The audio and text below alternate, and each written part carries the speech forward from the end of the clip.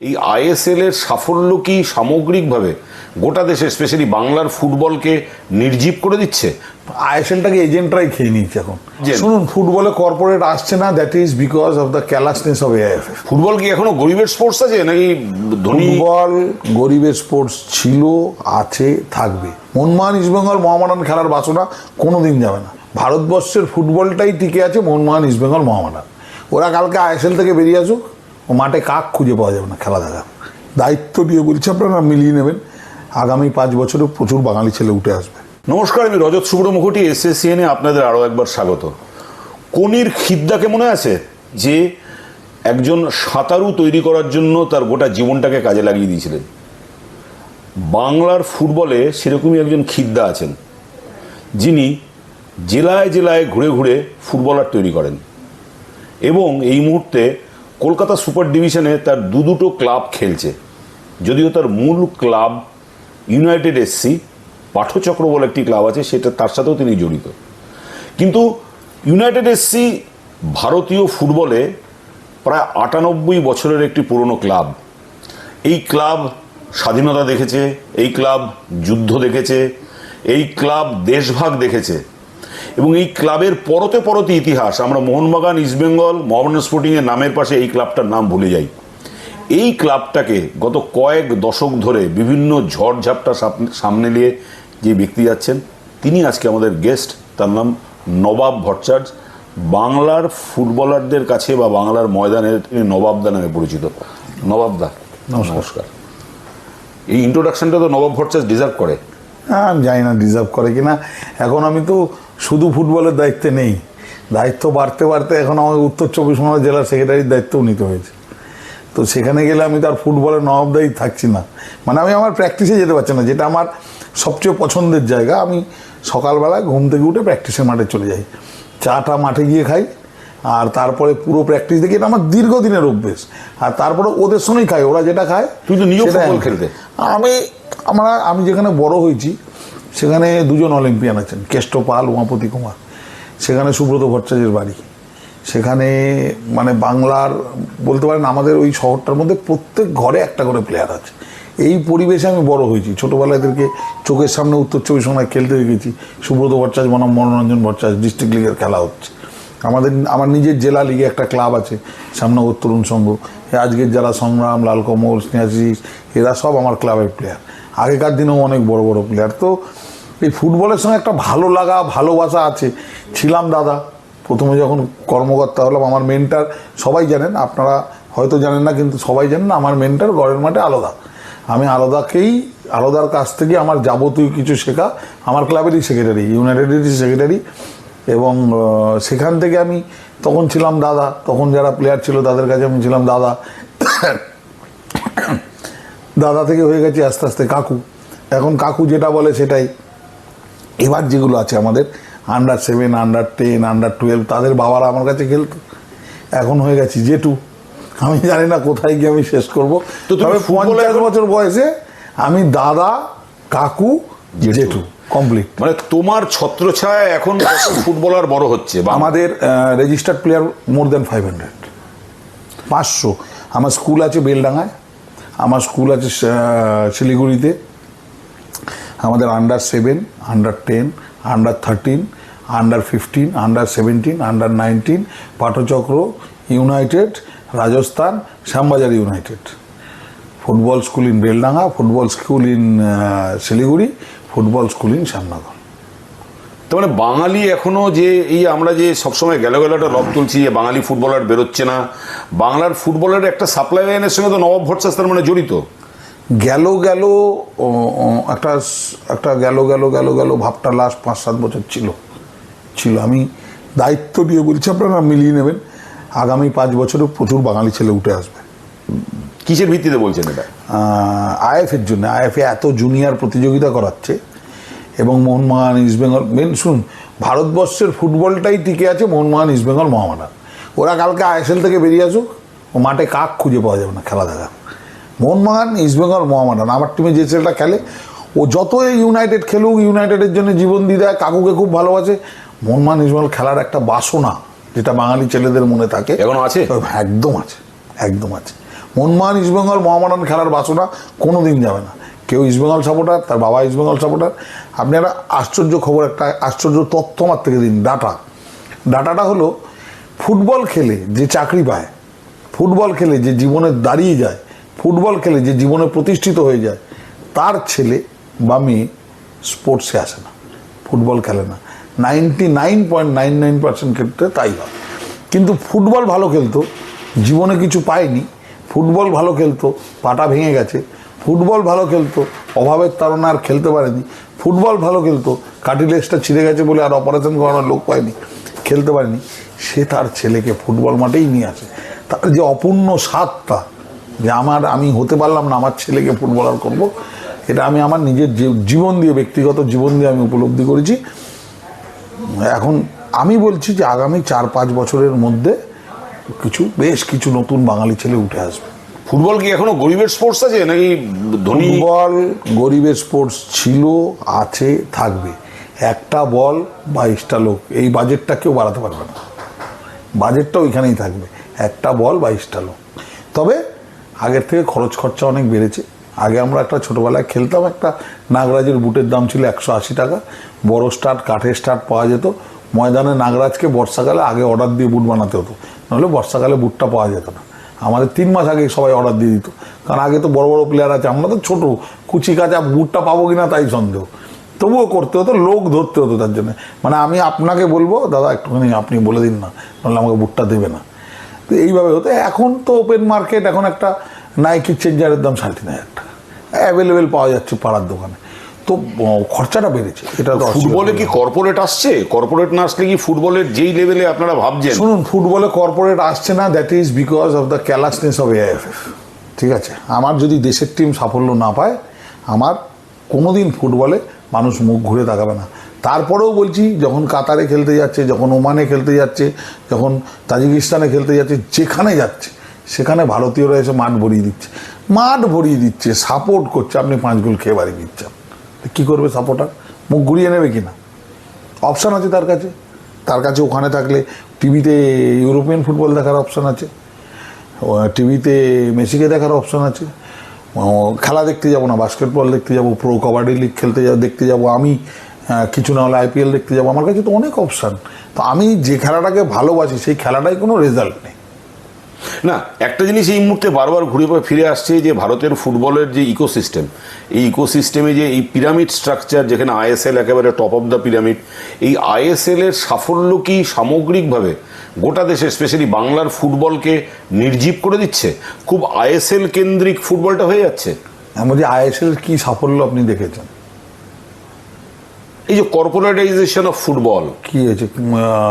আমি তো 10 বছর হয়ে গেল, 10 years. After 10 years, I am asking you, who is the sponsor of Northeast United? কে টাকা দেয়? মানে আপনি বলছেন যে ISL সেভাবে কোনো ভারতীয় ফুটবলে দাগি কাটতে পারে না, সে কথা বলবো না, একদম না। ISL এসছে, ব্রডকাস্টিংয়ের মান অনেক ভালো হয়েছে, ISL এসছে, মাঠ অনেক ভালো হয়েছে, ISL এসছে, ছেলেরা খুব ভালো পয়সা পাচ্ছে, ইন্ডিয়ান প্লেয়াররা পয়সা পাচ্ছে। Problem lies elsewhere. প্রবলেম হচ্ছে ISLটাকে এজেন্টরাই খেয়ে নিয়েছে এখন। ISL যারা টিমগুলোকে, যারা ওনার, তারা যাদেরকে টিম চালানোর দায়িত্ব দিয়েছে বা যেখানে দিয়েছে, সেখানে এজেন্টদের থেকেই তারা প্লেয়ার, একটা এজেন্ট সিস্টেম ঢুকে গেছে। The best players are not in India team. Pradip Banerjee Railways থেকে ইন্ডিয়া খেলেছেন দীর্ঘদিন, one of the finest player of India, তো তিনি খেলতেন রেলওয়েজ। আজকের দিনে লাস্ট 10 বছরে একটা ছেলে বলে দিন রেলওয়েজ থেকে, সার্ভিসেস থেকে, অন্য টিম থেকে সিনিয়র ইন্ডিয়া টিমে চান্স পেয়েছে। Only ISL players, and ISL players are in a comfort zone. আমার তো টিম নামবে না, 6টা ম্যাচ হারলেও কিছু হবে না, 7টা ম্যাচ হারলেও কিছু হবে না। কটা ম্যাচ খেলছি আমি, কটা ম্যাচ, কমাসের টুর্নামেন্ট, কিন্তু এই দর্শকদের গোটা আকর্ষণ তো ISL জুড়েই আছে। যেখানে মোহনবাগান ইস্টবেঙ্গল মোহামেডানকে ওখান থেকে বের করে দিন, ওরা বের করে দিক মোহনবাগান ইস্টবেঙ্গল মোহামেডানকে। মোহনবাগান ইস্টবেঙ্গল মোহামেডান এসে শুধু কলকাতা লিগ খেলবে, আর কিছু খেলবে না।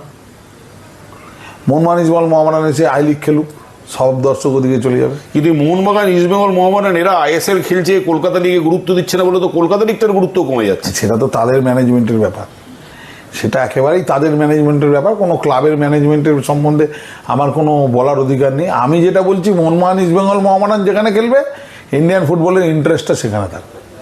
I have been sacrificed for the ISL. আমার টিমকে বাদ দেওয়া হয়েছিল আইএসএলকে বাঁচিয়ে রাখার জন্য। আমি আই লিগে ছিলাম, আমাকে আমার স্পন্সর চলে গেছিলো 2013। হ্যাঁ 2013, কিন্তু আমাকে কেউ নামাতে পারেনি লিগ থেকে।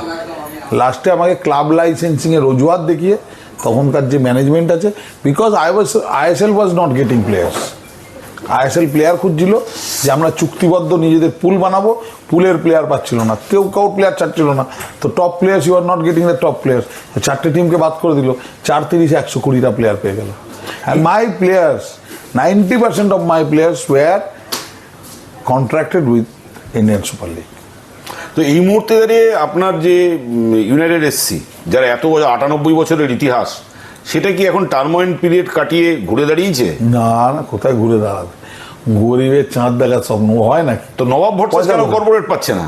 নবাব ভট্টাচার্য কর্পোরেট পাচ্ছে না কেন? শুধু কলকাতা, মানে নবাব ভট্টাচার্য কি খেলে, প্রথমে চলে আসতে হবে নবাব ভট্টাচার্য কি খেলে। নবাব ভট্টাচার্য বা নবাব ভট্টাচার্যের ক্লাব ইউনাইটেড স্পোর্টস, নবাব ভট্টাচার্য ফুটবলের হোল টাইমার, হোক হোল টাইমার হতে পারে। আমি আপনাকে বলছি নবাব ভট্টাচার্য কি খেলে, মানে নবাব ভট্টাচার্যের ক্লাবটা কি খেলে। নবাব ভট্টাচার্যের ক্লাবটা বেসিক্যালি নাও একটা ডেভেলপমেন্ট পার্টে যুক্ত আছে, মেনলি ডেভেলপমেন্ট পার্টটাই। ডেভেলপমেন্টে কেউ কোনো কর্পোরেট অর্থ ব্যয় করে না। কর্পোরেটের নিয়ম হচ্ছে তুমি তুলে আনো, বাজারের সেরা ফুলটা আমি পয়সা দিয়ে কিনবো। ডেভেলপমেন্ট পার্টে কেউ কখনো টাকা পয়সা খরচা করতে চায় না। বাইরের ক্লাবগুলো করে, ওদের ফুটবলের সঙ্গে আমাদের ফুটবল তুলনা করে কোনো লাভ নেই। কিন্তু যেটা হতে পারে যে আমরা নিজেদেরকে আরও চেঞ্জ করার চেষ্টা করছি, কিভাবে টাকাটা জোগাড় করা যায়। যত বেশি টাকা আসবে তত ভালো কাজ হবে। এবার তারপরে নবাব ভট্টাচার্য ক্লাবের আর একটা বিরাট ডেফিসিট আছে। নবাব ভট্টাচার্য ক্লাবে মাথার ওপর কোনো পলিটিশিয়ান নেই। And you don't have a politician, no one is interested in you. Football ভালোবাসার লোকরা ফুটবল দেখে, খেলা ভালোবাসে। আপনি না হলে, বিশ্বাস না হলে, সব ক্লাবের, আমি কোনো ক্লাবের নাম করছি না, সব ক্লাব মিলিয়ে দেখে নিন, they are alive because of the politicians, except Mohun Bagan. সেখানে একজন কর্পোরেট, একজন শিল্পপতি সঞ্জীব গোয়েঙ্কা, মানে Mohun Bagan is in the best hands. যখন নিয়েছিল তখন সবাই আমাকে জিজ্ঞেস করেছিল, আমি বলেছিলাম this is the best thing happened with Mohun Bagan, যে সেরা মানুষটার কাছে চলে গেছে, যার পয়সার অভাব নেই। তো আমি সেটাই বলছি যে পলিটিশিয়ানরা আমাকে কেন সাপোর্ট করবে? পলিটিশিয়ান তখন সাপোর্ট করবে যদি আমার অনেক বিরাট সাপোর্টার থাকতো, করতো, কারণ সেখানে ভোটের ব্যাপার আছে। আদার দ্যান ভোট, তারও নিজস্ব কাজ আছে, সে আমাকে করবে না। তো আমি এটা মেনে নিয়েই চলছি। বাট স্টিল কিছু খেলে না করলেও 10টা ফুটবল টিম মেনটেন করি আমরা। তার বাইরে আমরা কলকাতা প্রিমিয়ার লিগে 2টো টিম আছে, ক্যালকাটা লিগে আরও 2টো টিম করি, 2টো টিম আছে আমাদের। এই ইয়েটা ইকোসিস্টেমটা আমি শুনতে চাই। এই মুহূর্তে নবাব ভট্টাচার্য কি ফুটবলে কি কোন জায়গায় আছে? আমাদের কলকাতা লিগে প্রিমিয়ার ডিভিশনে ইউনাইটেড স্পোর্টস তো আছেই, ইউনাইটেড স্পোর্টস মোহামেডান গ্রুপে আছে, আর পাঠচক্র বলে আমাদের একটা জুনিয়র টিম ছিল, যেটা কলকাতা লিগে 5th ডিভিশনে ছিল। ওটা আমাদের বাচ্চাদের খেলাতে এখন নিয়ে ডিভিশনে আজকের পরে 2 খেলে 6, মানে আনন্দ। এটা তো একটু আনন্দে, আপনার অফিসে বসেই দেখছি, আমি আপনার অ্যাপে খেলা দেখি, আপনার অফিসে বসে দেখছি আমার টিম 2 গোলে জিতেছে, 2 খেলে 6। তো পাঠচক্রও খেলছে প্রিমিয়ার লিগ। এরপরে 2nd ডিভিশনে আমাদের একটা টিম আছে, শ্যামবাজার ইউনাইটেড, মানে আমাদেরই বন্ধু বান্ধবের টিম। সেখানে আমাদের ইউথ ডেভেলপমেন্টের ছেলেরা খেলে, 2006, 7, 8 যাদের ডেট অফ বার্থ, তারা ওখানে খেলে। তার বাইরে আমাদের রাজস্থান ক্লাব, যেটা জগমোহন ডালমিয়ার ক্লাব, অভিষেক ডালমিয়ার ক্লাব। তো অভিষেকের সঙ্গে কথা বলে ওর টিমটা আমরাই করে দিই। তো বলতে পারেন 2nd ডিভিশনে আমার আরও 2টো টিম, তো 4টে টিম। তার বাইরে আমাদের প্রচুর প্লেয়ার এদিকে ওদিকে সমস্ত টিমে খেলে, এবং এরপরেই কলকাতা লিগের পরে আবার এই গ্রুপ করে চলে। আমাদের একটা পরশুদিন ট্রায়াল ছিল, অ্যারাউন্ড 800 কিডস ওয়্যার দেয়ার, 800 কিডস এসেছিল। এখন একটা নতুন সিস্টেম চলছে সমস্ত একাডেমিতে, 800 ছেলে এসছে মানে 200 বা 250 টাকা করে একটা রেজিস্ট্রেশন ফি, তার মানে 1,60,000 টাকা একদিনে উঠে গেল। নবাব ভট্টাচার্য গর্ব করে বলে, আমার ওখানে 800 ছেলে এসেছিল, 1 টাকাও দিতে হয়, ইট ওয়াজ ফ্রি। গরিবের ছেলেরা ফুটবল খেলে করছেন কেন আপনি? গরিবের ছেলেরা, আমি সত্যি কথা বলতে বলে, আমরা যেটা করছি সেটা হচ্ছে মানে সামাজিক ফুটবলের জনসেবা। হ্যাঁ, ফুটবলের জনসেবা, সামাজিক দায়িত্ব পালন করছি। মানে যেটা করে আমি আমার ছেলেদের বলি, তুই যদি একটা চাকরি পেয়ে যাস, তাহলে তোর জীবনে একটা কিছু। আমার স্ট্রাইকারকে আপনারা নিশ্চয়ই দুদিন ধরে দেখেছেন, আপনি SSCN অ্যাপে আছেন মানে সাহিল হরিজনের গোল আপনি দেখেছেন। সাহিল হরিজন রীতিমতো ভাইরাল হয়ে গেছে। সাহিল হরিজনের আরও একটা গোল আমি পোস্ট করেছি 2 বছর আগে। সাহিল হরিজন কিন্তু আজকের দিনে আমার কাছে আসার পরে আজকের দিনে দাঁড়িয়ে চিত্তরঞ্জন রেলে চাকরি করে, কেন্দ্রীয় সরকারের চাকরিটা নিয়ে এবার মন দিয়ে খেলে। This is the only way to survive in Indian football. Last প্রশ্ন, নবাব ভট্টাচার্য বাংলার ফুটবলকে আগামী 5 বছরে কোথায় দেখছে? সন্তোষ ট্রফি চ্যাম্পিয়ন, সেটা এই বছরই হয়েছে। 5 বছরে আরো 4বার 3বার 4বার তো হবে, বাকিরা তো আরো খেলতেই পারে না। গোয়া খেলা ছেড়ে দিয়েছে, একটু যা লড়াই হয় কেরালা সার্ভিসেসের সঙ্গে। বাংলা 5 বছরের মধ্যে মানে নবাব ভট্টাচার্য কি আরো একটা সুব্রত ভট্টাচার্য, মনোরঞ্জন ভট্টাচার্য, শিশির ঘোষ এসব তৈরি করতে পারবে? ওরে বাবা, ওরা লেজেন্ড প্লেয়ার। ওদের সময় যা খেলার যে গুরুত্ব ছিল, খেলার যে সামাজিক গুরুত্ব ছিল, সেই সামাজিক গুরুত্বটা খেলার কমে গেছে। তার কারণ হচ্ছে যে মানুষের খেলার প্রতি প্যাশনটা কমে গেছে। টিকে আছে কারণ এখানে ইস্টবেঙ্গল, মোহনবাগান, মোহামেডান আছে। মোহনবাগান, ইস্টবেঙ্গল, মোহামেডান যেখানে থাকবে, রবীন্দ্রনাথ যেখানে থাকবে, নজরুল যেখানে থাকবে, সেটা পশ্চিমবাংলা। এটা কোনোদিন উঠবে না। SSCN এর খেলা দেখার এই প্রয়াস, থ্যাংক ইউ। ফার্স্ট হচ্ছে থ্যাংক ইউ, সব ম্যাচ দেখাচ্ছেন, থ্যাংক ইউ। খুব ভালো আপনাদের টেলিকাস্ট হচ্ছে, খুব ভালো টেলিকাস্ট হচ্ছে এখনো পর্যন্ত।